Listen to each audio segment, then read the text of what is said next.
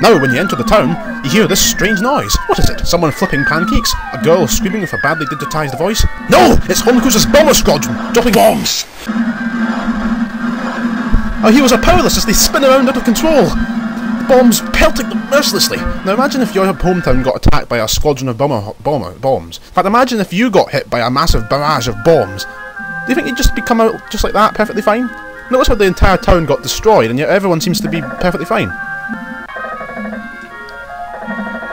The camera gets fixed to you.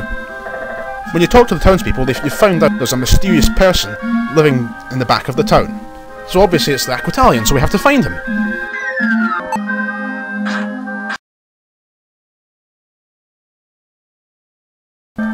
After a fairly boring and tedious dungeon, our heroes find a strange house.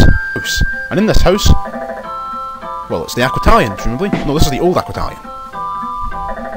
Now notice this. He's surprised. Now notice the strange thing about this statement. Now either this guy needs glasses, or our heroes are hiding a few secrets from us.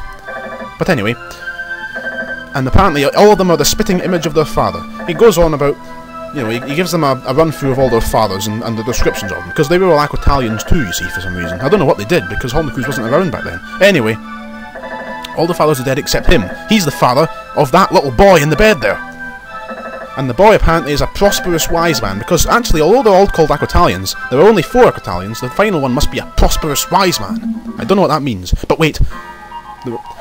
It's Dram! But wait a second. You notice how Dram teleported in, but yet he apparently teleported to the back of the room, so we had to walk all the way over here to meet our heroes. That's just pathetic.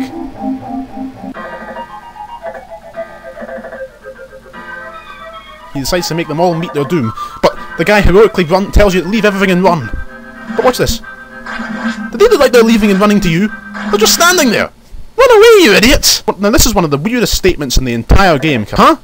Your turn's next, old man. And then immediately a battle begins. Now, can you tell me what that meant? No? Anyway, the guy gives you a parting speech. He's done for. Never underestimate Holmcruise's evil. Destroy him. Blah blah blah. Become Banalet. I'll tell you what that means later. And then tragically, the guy dies. No wait, he doesn't know. Dram comes back again. Not yet. With his last power, Dram blows up, and for some reason the building also blows up. Explosions again. What's going to happen now? Oh wait, so Dan does something. Ah, Dan teleports us out and saves the day. Yeah! The cave blows up. Actually, no, it doesn't. It just stays as the same as it was. But oh well. Now this is a strange bit. Dan helped us. Everyone must become Banalit as soon as possible. And that's all well, but who's saying this? Are they talking to Ray? The only person facing Ray is Leona, but Ray's facing away from Leona. And it can't be Dan, because they referred to Dan a second ago. Anyway, they get your bland speech. Guess what happens? You guessed it. It's that animation again, but don't worry, we're skipping it. Dan joins us, the final Aquitalian. Meanwhile, over at Holmcruise's secret base. Finally, all of the Aquitalians got together. What did you expect? You've just sat there waiting for them to...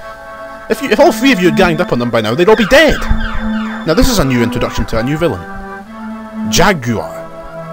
And that's Holmcruise. For the first time you see Holmcruise, he's just a big blue face. That's a bit disappointing if you ask me. I was born to wield the darkness. Have no mercy. Wipe them out. Perhaps Aquitalians are hiding at Smith. How does Jaguar know this? This is mysterious, isn't it? How mysterious?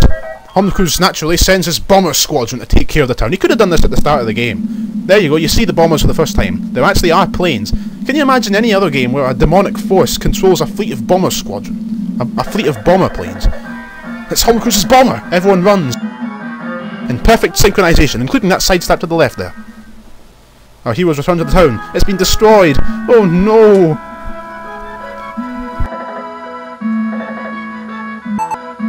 Professor Dynamite has been working on a ship while we were gone. He tells us we have to find this guy in the upper continent. And we need a rocket to get there, and some guy called Dr. Ash makes it. Professor Dynamite tells you to build a ship and get a rocket to go to some place. I'm not bothered in this conversation because there's something important here. At this point in the game, he tells you need to find a special nail to help build this ship. And where's this nail? You'll never guess. Guess where? It's behind that place. That's it.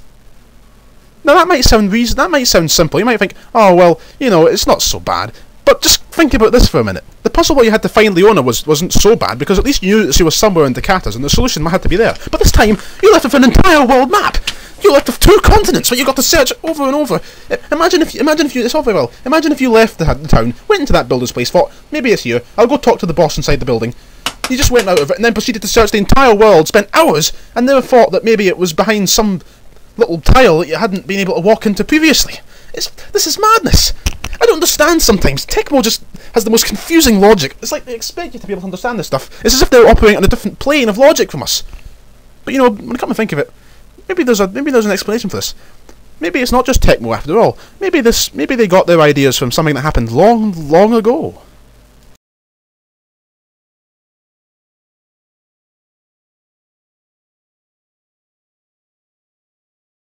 And so in conclusion, my friends, any object to which we place our considerations can and must be either true or false, and no individual object can be both true and false at the same time and in the same respect.